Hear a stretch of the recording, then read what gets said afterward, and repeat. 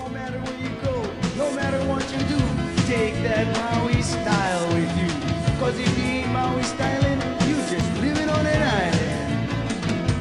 Maui styling, don't let me down. Maui styling, don't let me down.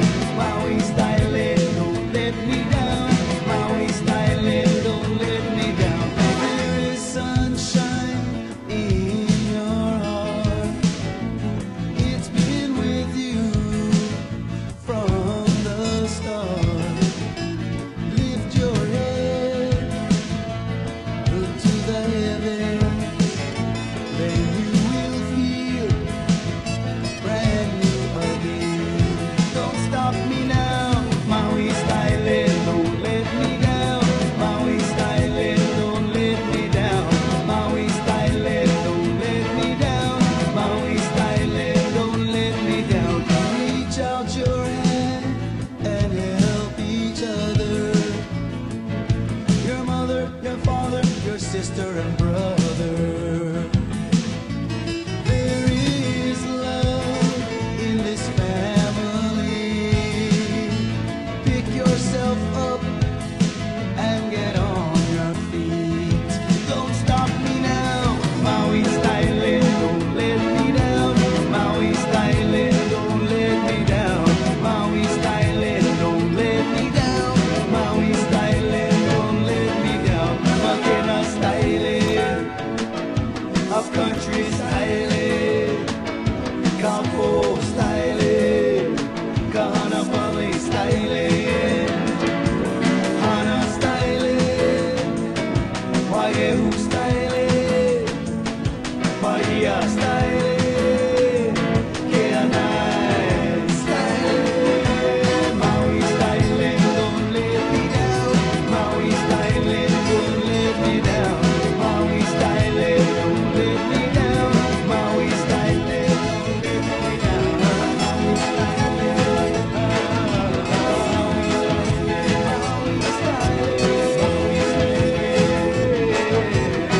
don't stop me now. Maui styling.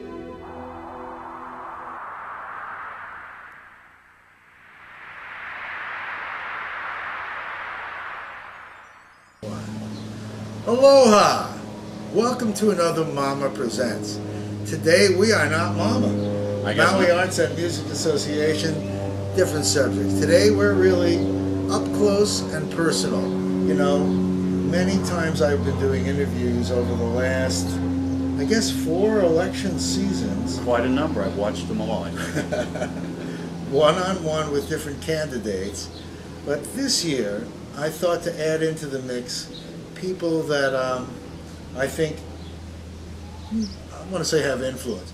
People who, over the years, I felt have a lot to contribute and are active and busy and kind of hip to what's going on. You know, probably people who wouldn't go away as Oh, people who as won't go opposed to away. people having influences. People who wouldn't go away. Many of you know this gentleman. This is Tom Blackburn-Rodriguez. That's correct. Rodriguez? How do you- Rodriguez with a Z at the end. Rodriguez Tom with a Z. Blackburn-Rodriguez. That's correct. Okay. My mother was Mexican and my father was Scotch-Irish. Oh, And that's welcome to our show. Hey, thank you very much. You know, the people of Maui have told me over time that they like when I sit down casually with people and talk, and people that are political candidates, that's one breed of cat, Mm-hmm. and I enjoy doing that. And I'm not really a guy with a sword to try to, you know, crucify anyone or be difficult. I'm there to really share issues and let the public decide. You sound kind of like Maui's answer to Fox News there. Just kind of and you decide. Well, you know, it's really, it's been funny. I see lots of TV journalists, Mm-hmm. and I think after a while, people see me enough, they know my opinions. They don't need more of my opinions. They come out anyway, no matter if I want them to come out or not. But I want to bring on people who have insights into what's going on. There's a huge cry right now. We're in May of 2008. And I know you in so many different ways. Every time I see you, I know you as Tom, but I didn't really know until recently that you were involved, right involved, with affordable housing efforts. Well, I actually began to be involved, Jason, in affordable housing when I was with Maui Economic Opportunity. And under the leadership of Gladys Bissa, we established the advocacy task force, the Maui Nui Housing Task Force, that we hoped would begin to bring into the public conversation the challenges that people were having in terms of affordable housing, which we knew was a crisis at that time. But people were talking about it amongst themselves. It's one of those Costco conversations you have. But there wasn't really anything in the public policy agenda, and we definitely set out to raise the level of concern about the issue and to raise the issue, and I think we did that successfully. We moved forward with pushing for a residential workforce housing bill and several other activities as well.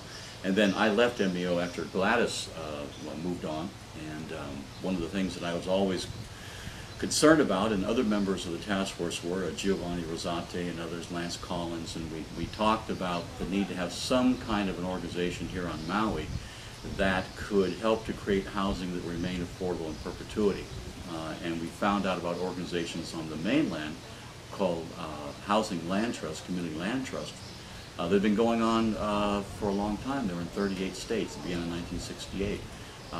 And people came over for a conference we had here on Maui about affordable housing, came from Vermont, shared that model with us. We put those tapes up on Akaku.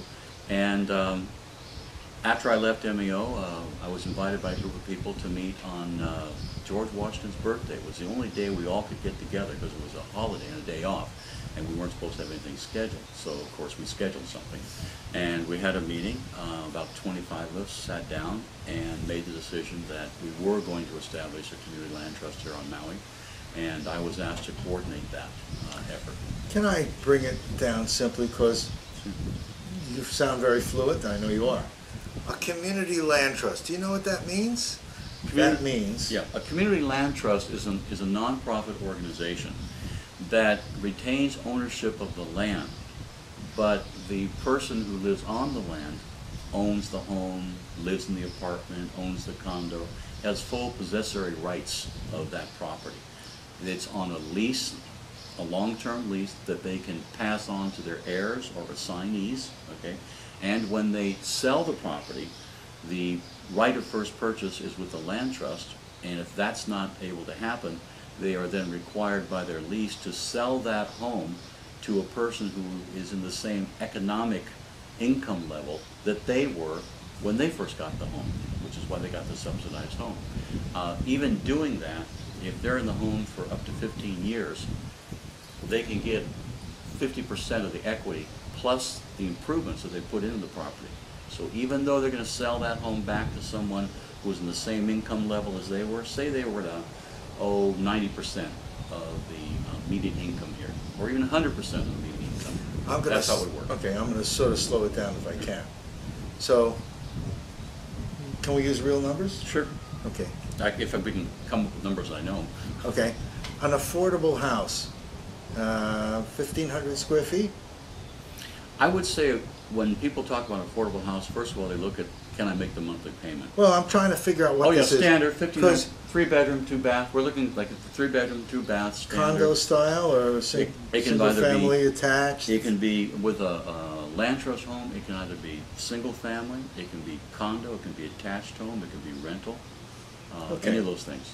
Any type of housing piece. So an average kind of house, small house? I think our home should cost in the low 200,000s. Low 200,000s, and the land is a separate issue. Right. The land is retained by the land trust. How many of these houses can be built realistically in a timely fashion? It's hard to build anything in a timely fashion on Maui, and that's a whole separate conversation. Okay. But one of the things that, what we're looking at is we're working with several developers right now, both profit and nonprofit. We're looking at about, over the next 5 years, about 301 homes actually is what we're looking at right now, in Kihei and in West Maui. 301 homes. Okay, so I guess the lucky ones, however they're chosen, I mean, to be determined, right? There's actually a process that we ask people to go through in terms of becoming qualified to become an owner of a land trust home. And we do an orientation with them. We work with them on their financial planning. We work with them on their debt management. And we really kind of work with the family well before they go in to see if they qualify for a loan. The reason we do that is because many families are first-time home buyers. Is the people we encounter a great deal. And buying a home for many people is a mystery. They don't really understand all the process. You talk about credit scores and what have you, and a lot of it isn't that they can't know it, it's just that no one sat down and worked with them on it. Once they get it, they get it.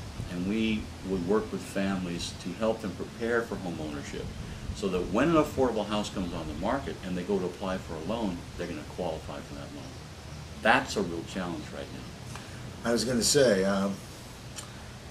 with changes in the mortgage market, Right. where the liberal lending policies that were clearly in the last 10 years, maybe a little bit more, have now tightened up significantly. Well, and the lower income, we may actually have people that conceivably can qualify, although even for a $200,000 house you need pretty significant income. Well, the challenge there is preparing for home ownership, and we tell people it's a 3 to 5 year process. You've really got to start making this your family goal, and then how are you going to move towards it. And that may mean, you know, before the days of these incredible gas prices, we might say to somebody, look, hold on to that truck. Don't buy that new truck because you're going to have that additional payment that's going to lower your credit score perhaps. So we counsel them in ways like that. But the other thing is that we've also worked with major lenders in order to have them agree that our lease agreement meets their lending standards. Which is, it was like Home Street Bank? Or Several major banks as well. Because that's a major concession. They were never going for leasehold. And what the challenge was, and I won't say Home Street Bank for sure because John Anderson, our executive director, has the exact list, but we have about 4 or 5 lenders now who are major players in the market here on Maui. And they have had their people look at our ground lease, and they have agreed that the ground lease meets all the standards, the federal requirements. So they're willing to loan if we bring them a qualified family. And that's what we really want to do. We're going to bring qualified families to lenders. You know, all this challenge we're having on foreclosures on the mainland, you know how many land trust homes have gone into foreclosure? 1%. 1%. Because of the preparation that goes on ahead of time, and the fact of the matter is most land trusts will buy that house back. We don't let homes go into foreclosure. And that's why lenders like to work with us. So we're pretty optimistic about the way things will work out. We know it's hard getting started. We know we're building an organization from the grassroots up, but we intend to be here a long time, and we intend to help the working families of Maui. And who supports the land trust? And where does the money come from, Well, by the way? right now we're receiving funding from the county, and Mayor Charmaine Tavares put $150,000 into her current budget for the hale o Maui.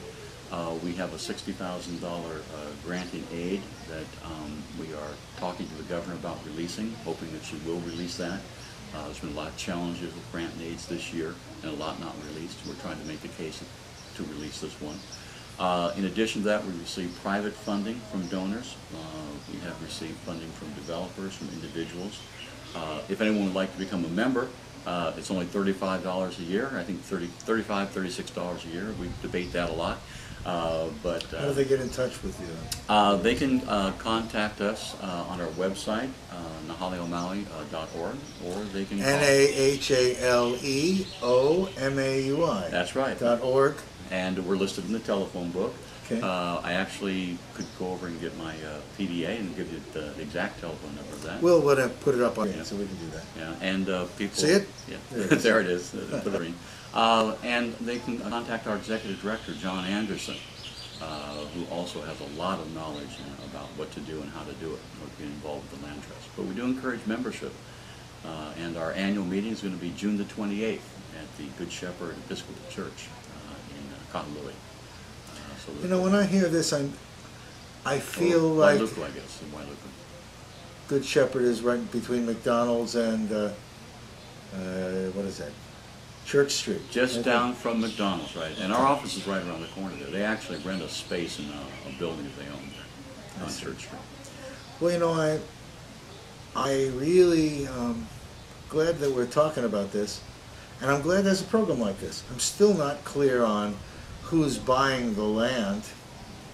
Well, that's a good point. The land that we're looking at now in terms of working with a nonprofit organization, I'll let them do their own press on this thing, but with a nonprofit organization, is land that has been donated.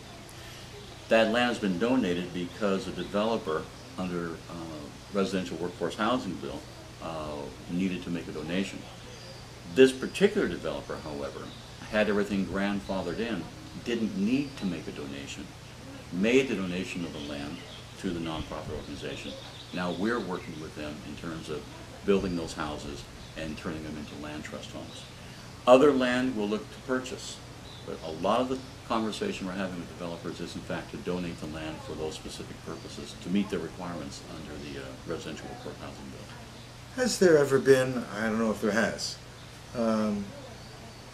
any large landowner that said, you know, we have been taking from the coffers and we've been very blessed as a company and we have land and we would like to donate X thousand acres of land?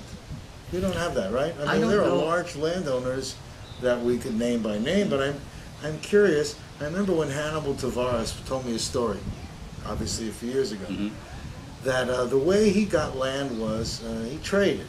He traded favors with these large developers, A and B, where he went into his friend and asked, you know, they wanted a fire station to protect their land and whatever. Are there any kind of efforts that you're aware of? And I'm just curious, because it's going to take a very generous, deep pocket donation, I would think, to start to address the kind of numbers that we need. I don't know the history of land donations in terms of affordable housing. I know that, like you mentioned, I know A and B has done some specific kinds of things. Other landowners have done the same thing. We tend to approach landowners based on a specific project kind of discussion. So we move in, so we may not be talking about thousands, we may be talking about 20 acres, 10 acres, 100 acres. For example, with Hana Ranch, we're in discussion with Hana Ranch. They want to donate 100 acres for affordable housing, for maybe some community facilities. So we're talking to them now about what we want to do with the first 15 acres. But before you can do those kinds of things, you know, you have to go in and you have to talk to the community. You have to make sure what the community wants. You know, you just can't go in and say, oh, we're here to develop affordable housing, and here's what we're going to do. You need to listen to the community. Developers are doing the same thing.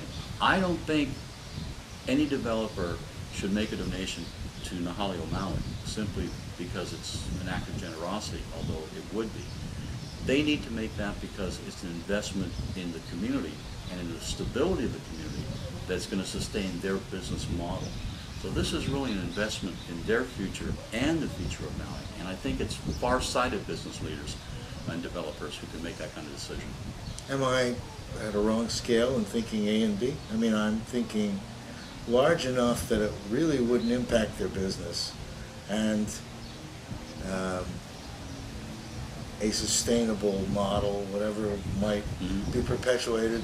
They have enough land to create any kind of a community models. Well, I think you go back to Dream City and you see about the large-scale kind of thinking and community development and community building. You guys know Dream City is Kahului, that I guess we call it downtown Kahului downtown, now. but it was, you know, when the workers moved out of the plantation housing and into housing that they could then buy and own themselves. In terms of Alexander and Ball, in terms of A and B, I know that they're going to be doing a development here in Kihei in which there's a requirement for affordable housing. So we'll be talking to them as well. We're following up along that on specific kinds of projects. Your affordable housing with land trust brings it down to a couple of, like you say, the low 200s. That would be our goal. We wouldn't want to go above the mid 200s. I was going to say, without land donation, I'm not really sure how to get housing to be affordable, especially when I mean, clearly there's lots of development going on with things that are more expensive. But the great majority of people here, in my experience, don't have deep pockets and can't really afford to be paying the numbers that our communities here right now are. Well, and that's true. And the reality is that the best solution to this is a market-based solution. We're utilizing a non-profit profit hybrid in order to really try and address what I think are corrections the market has not yet made. The market on Maui being geared toward high-end, toward condo kind of things, that segment of the market retains its strength long after other segments of the market have begun to ebb, even though now figures are showing that even resort area development is slowing somewhat, but it slows less than others. So there is an incentive for a developer to build to that.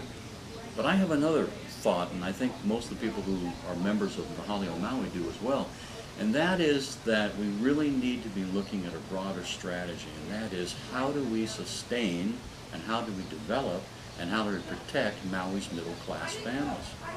If Maui's middle-class families cannot afford to buy a home and to get that investment and to gain the wealth that comes from that, then we're not only looking at a problem where you have a population without assets. You know, and Hawaii has the highest percentage of non-home ownership in the nation. It also has one of the lowest amounts of assets per family. And what's that going to tell you when retirement comes? Oh, I Because know. on Maui, the fastest growing population is the seniors, okay? And that means we're heading down a really strange road. Unless we've really strengthened our middle class, allowed them to buy into home ownership and to build the assets they need. So it isn't just about affordable housing, although we have an affordable housing crisis. It's about a number of things that aren't happening to sustain a middle class on Maui. And them having the knowledge on what to do, because even with these homes, asset participation in, that's still not enough for retirement.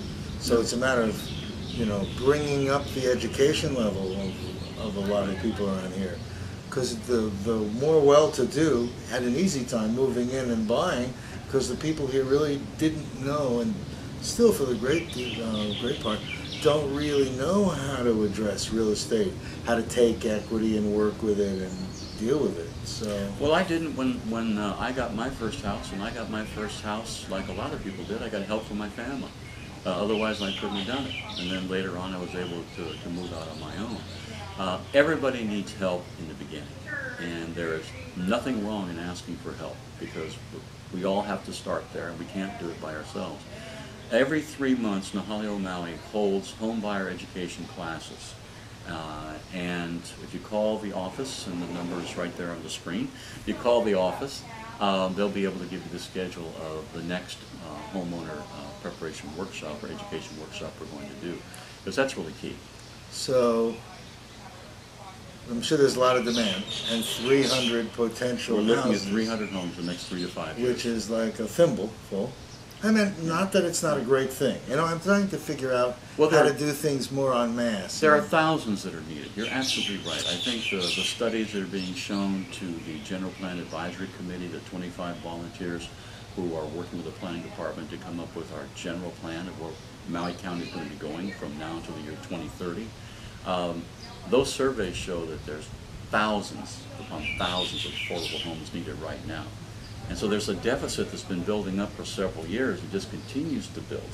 Okay, and no, the Hale O Maui is only one tool in what's really a struggle to address the need for affordable housing here. It's not the only tool. There's groups like Habitat for Humanity. They're doing a wonderful job. Self-help on other islands, not as much here right now. Lokahi Pacific, another outstanding organization dealing with housing, special needs housing and other housing. So there are a number of us, Roy Katsuda with senior housing. There's a number of organizations, MEO, with housing for special needs. But those are all attacking the problem from a specific area. What we need is a market-based solution. I don't know if it's to give tax credits to developers who develop homes that can be termed affordable. I don't know if it's a one-stop shop in the county where you go and say, this is the window you go for affordable housing, and that's it, you know. But there has to be a broader approach to it. You're absolutely right, because we're talking about thousands upon thousands of homes that are necessary, and we're talking about several hundred. And we'll do the best job we can, and those will be quality homes, and people will be proud to live in. But I'm not going to sit here and tell you that hale, O Maui is the answer to the problem. Well, then I'm going to tell you, it's a great answer. It's just not enough. I mean, and you know, I think everyone knows we have limitations based on finances. Right. And you know, we always are trailing the need. Since I got here in '88, I know there are thousands of units needed then, and I also wondering, because of the cost of the land, there are no apartment buildings. Well, that which is such, another. That is real such a need. As a matter of fact, one of the projects that we're talking to a developer about here in Kihei is multifamily apartments. We need affordable rentals on this island, and we need people to be able to live in decent, safe housing and be rental housing. A lot of times that's how people begin the first step. They move into rental and they save. I mean, we could build fourplexes that could be future ownership base and be a breeding ground for new buyers. I mean, well, on Maui, unfortunately, there is a very significant number of families, maybe as many as half of families, who are spending over half of their income on housing. Isn't that You outrageous? cannot get ahead if you're working 2 jobs or 3 jobs with your family, your wife, or what have you, and you're spending 50% of your income on housing. You're not going to get ahead. And you don't have time to appreciate these beautiful sunsets. That's right. That's right. You know, That's and right. I hear about that all the time, different issues. I was sitting with people talking about the doctors that are, you know, working 7 days a week, and they were leaving here because they're working 7 days a week, not getting paid, and they want to go back where they can actually see a sunset and a sunrise. Everyone's Well, working. the joke that I always tell people who come over and visit and tell me how beautiful Maui is and how wonderful it is, I say, well, yes, you're absolutely right. It's a great place to live. And they say, but you don't have a tan. I said, well, those of us who live here, we work. We're not outside. I said, we're not outside as much as we like to, except maybe on the weekends. I said, and besides that, anybody who lives here tells you, you don't want to be outside from about 10 to 3. It's hot out there, and there's a lot of sun. That's right. So, no. Isn't that funny? No, that I is miss Hawaiians. I mean, I know that sounds funny. I keep hearing the Hawaiians keep moving off island, and I'm hearing lots and lots of people keep moving off island, and it's the cost of housing, it's their kids are on the mainland, they can't afford to live here, they want to be near their kids. The nature of our community keeps changing more and more. Well, one of the real challenges to us also in terms of affordability, it's not affordable if you build a house which is essentially in a tract.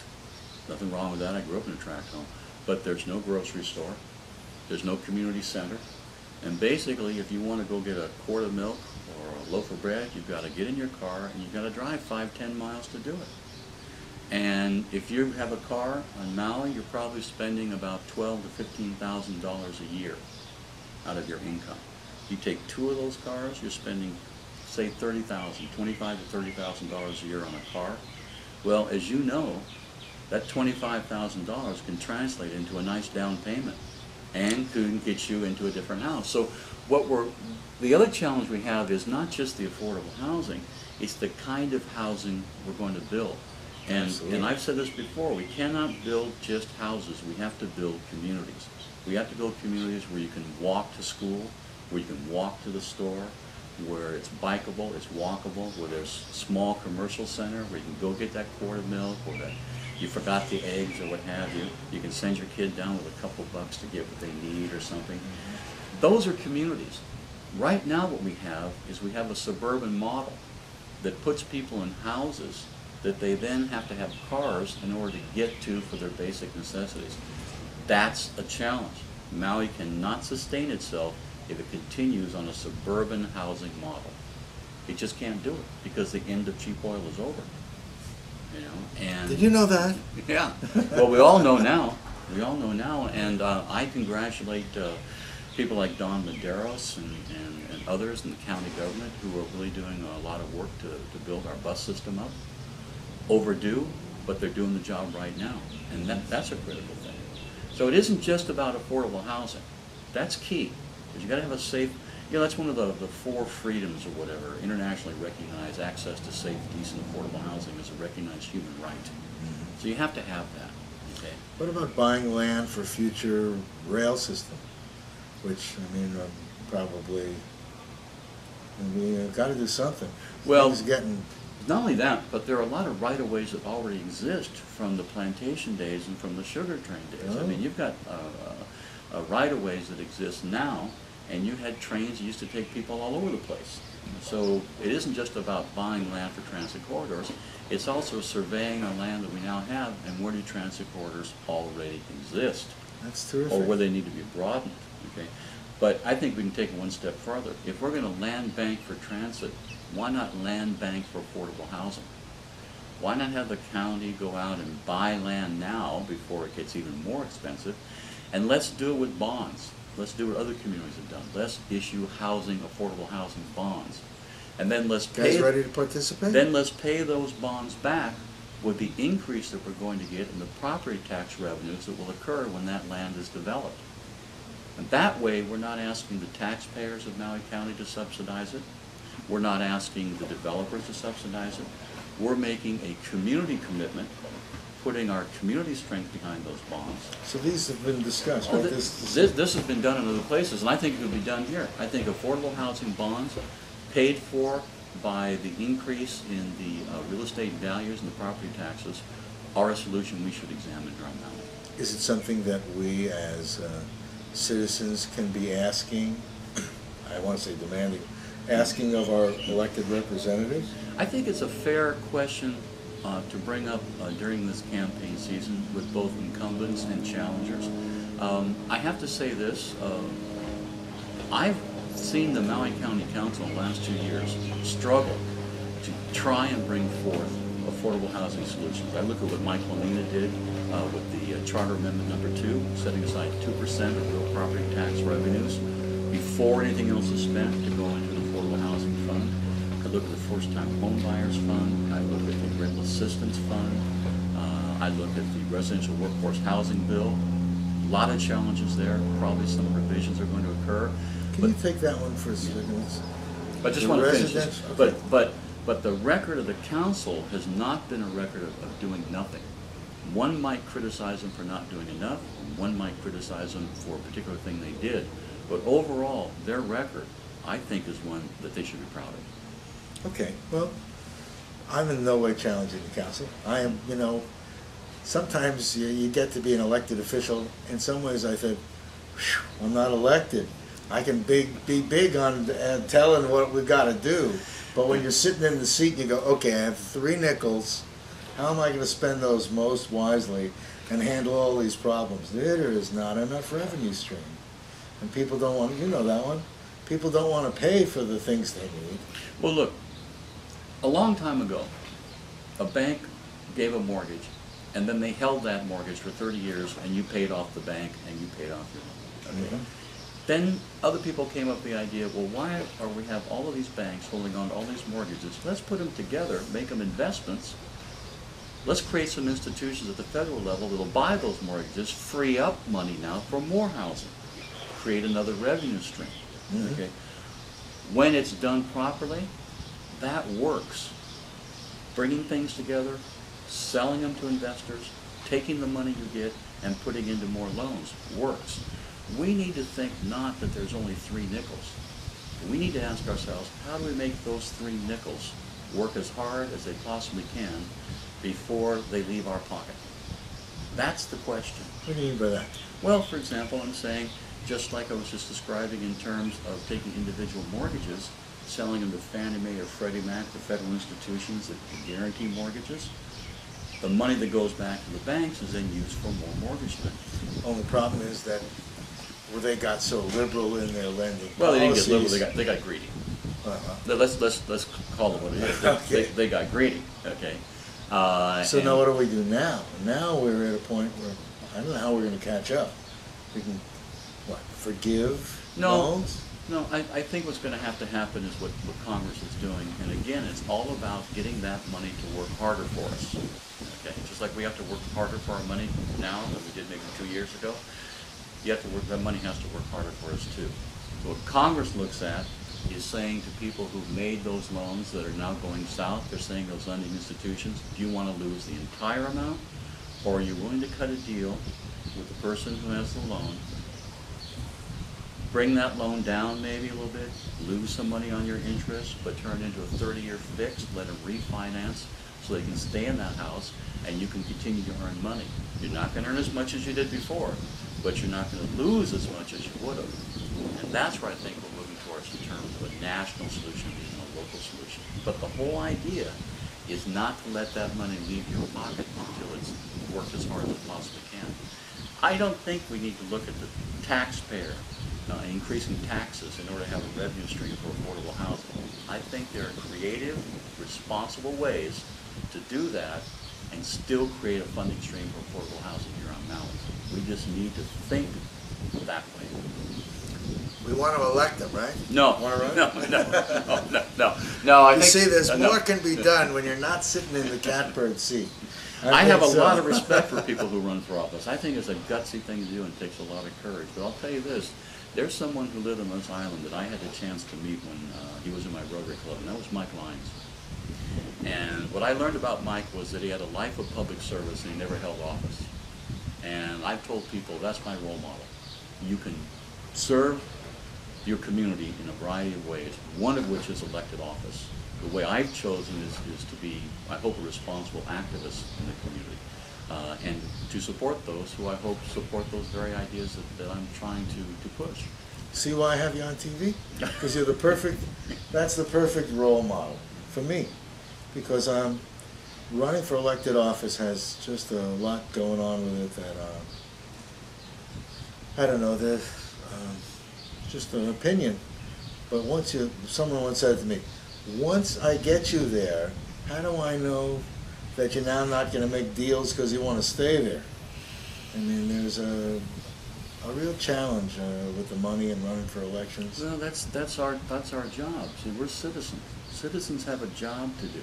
Citizens don't just sit back and watch television and comment on things. Citizens have a responsibility.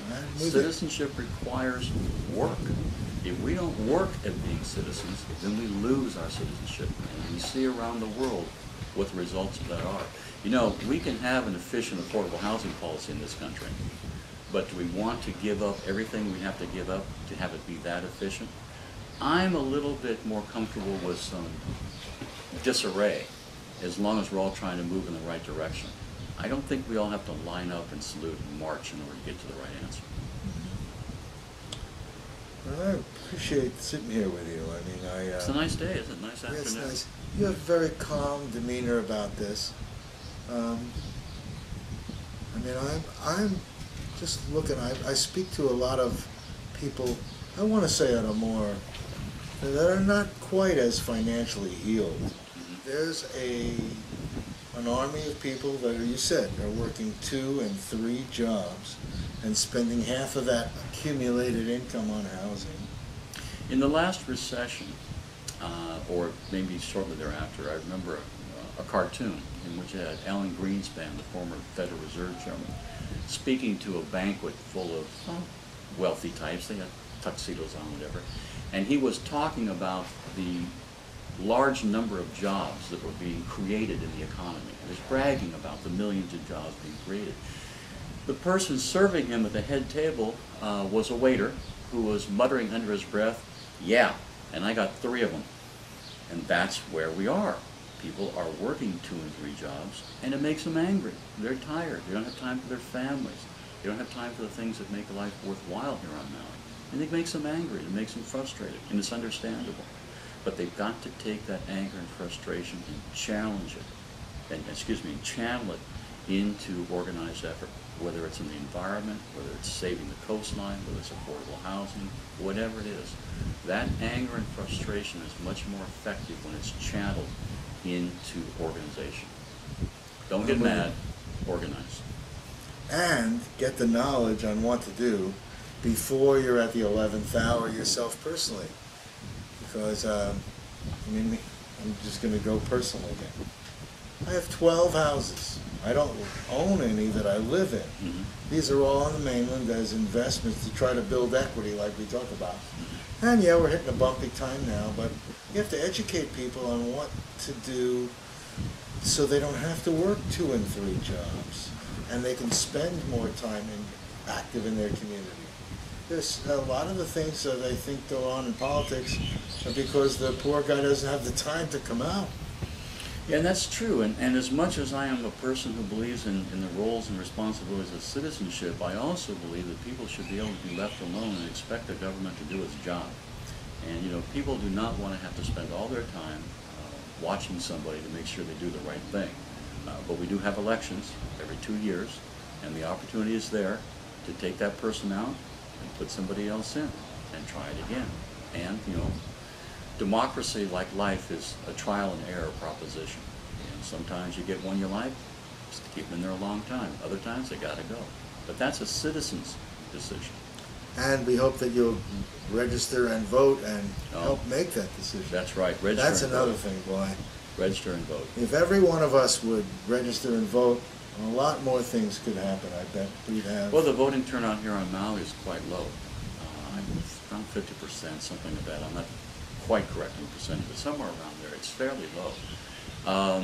And that's another reason why perhaps change doesn't occur.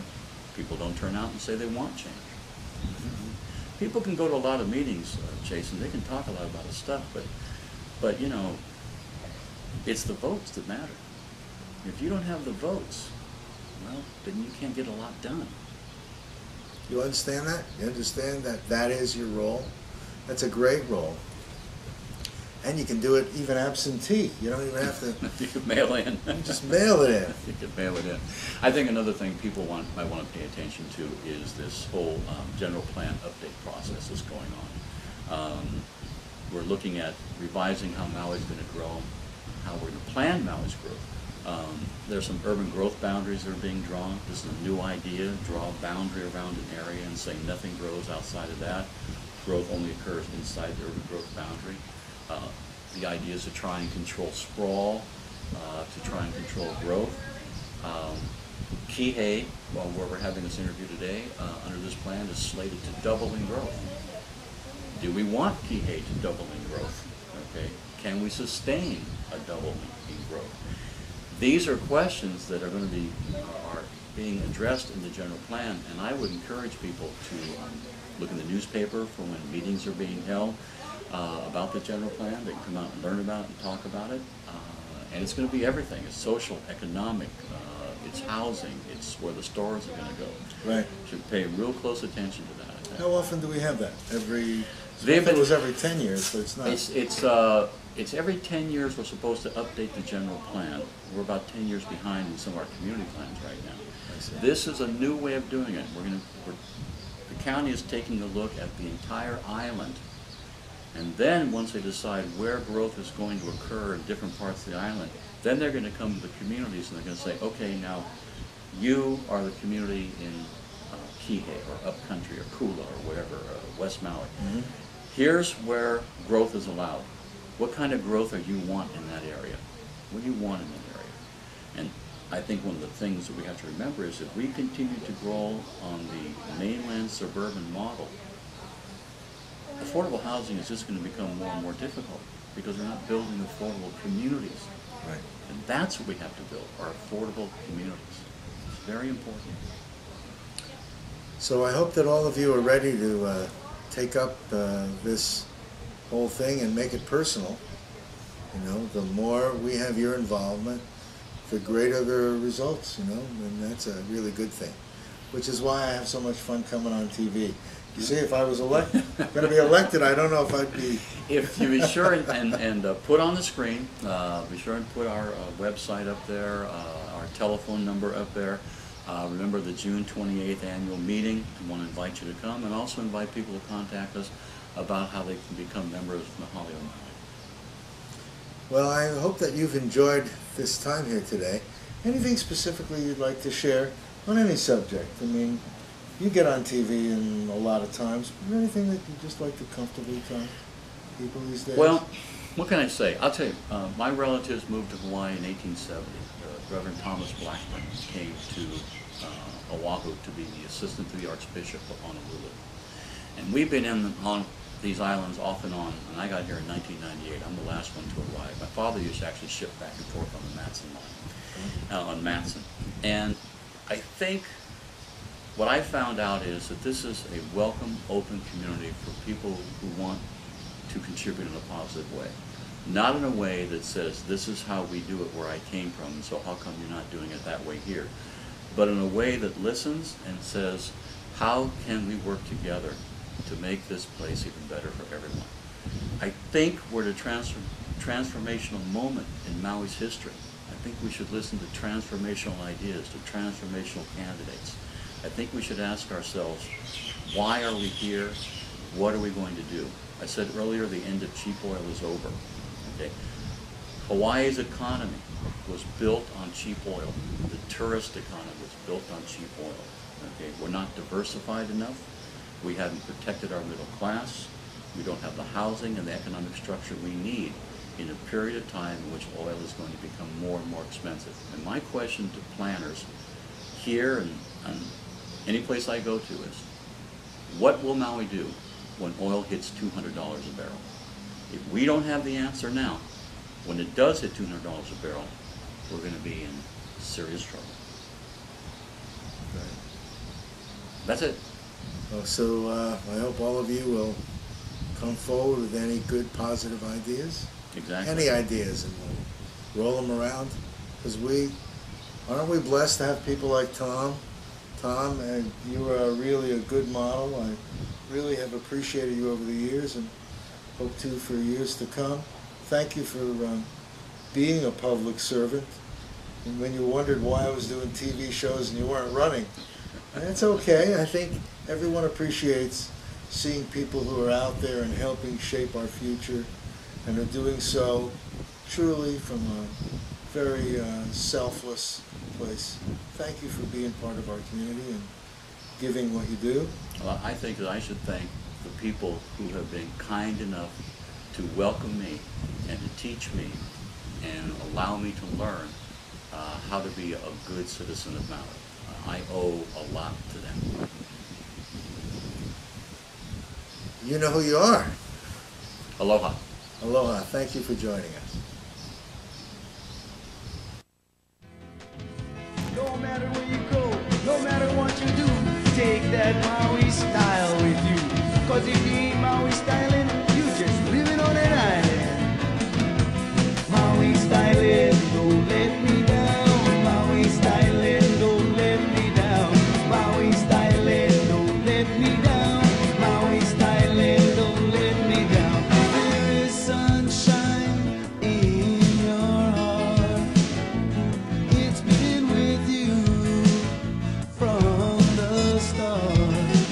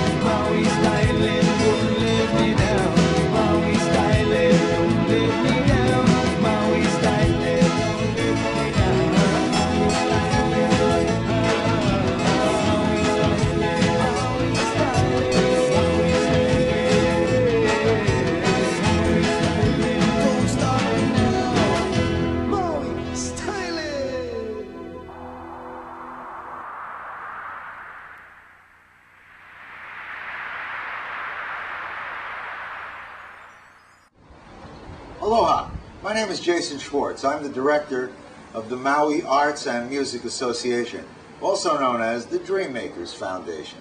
I'm here in beautiful Maui, Hawaii, in the DreamMakers Studios and Gallery.